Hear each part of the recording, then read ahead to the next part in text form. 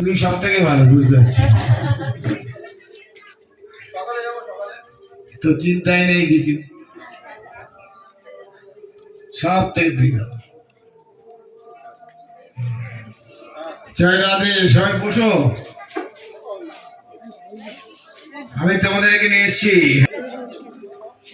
আমাকে আগে দেখেছো কেউ? কোথায় কোথায়? ও আশ্রমে, এমনি দেখোনি কোথাও?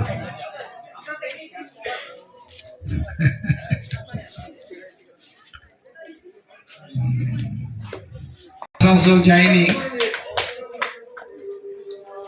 অনুষ্ঠান গেছে আমাদের আশ্রমে, সেই নিয়ে প্রচন্ড ক্লান্ত ছিলাম। এমনি তো কালকে যাওয়া হয়নি, যার জন্য আজকে আসতে পারলাম। এবং সবাই রাধা গোবিন্দের সেবক বলেই মনে করবো, তাই তো? আর যেখানে রাধা গোবিন্দের মন্দির থাকে, যেখানে তার সেবকরা থাকে, সেবা করার যে দাস এবং দাসী প্রত্যেকে মতনই হয়ে যায়। তাই বলো জয় বৃন্দাবন ধাম কি, জয় বৃন্দাবন ধাম কি, জয় বৃন্দাবন ধাম কি, জয় গোবিন্দ কি। বাহ, কি সুন্দর। তাই আমি তোমাদের কাছে এসেছি। তোমাদের ভালো লাগছে? সবাই ভালো লাগছে? ঠিক। অশান্তি শুরু হয়ে গেল, তখন ওই আনন্দ আর নেই। তারপরে দুদিন পরে আরো বাড়ছে। তারপরে ছেলে বিয়ে করলো, খুব আনন্দ, 1 বছর 2 বছর, তারপরে নয় দাঁত ব্যাগা, নয় চোখ ব্যাগা, নয় কিছু বেরিয়ে যাচ্ছে। একটু পরে ঠিক না? দাঁড়া দেখাচ্ছে। রাধে রাধে, তাই তো? মজা দেখাবো দাদা। শান্তিতে থাকবে, তার সুখও তত বেশি থাকবে। রাধে রাধে।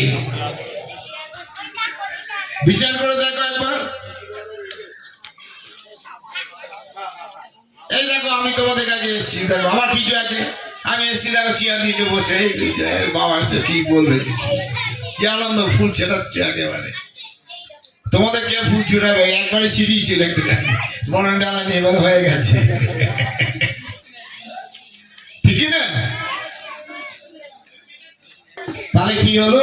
তাহলে শান্তি কোথায়? শান্তি কোথায়? ভক্তিতে। যার যত ভক্তিতে তত শান্তি। হরে কৃষ্ণ, হরে কৃষ্ণ। জয় ঠাকুর শ্রী রামকৃষ্ণ।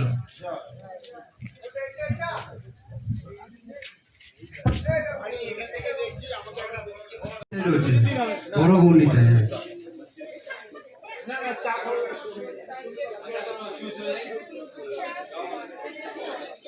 তোমাদের মায়েরা ভালো লেগেছে?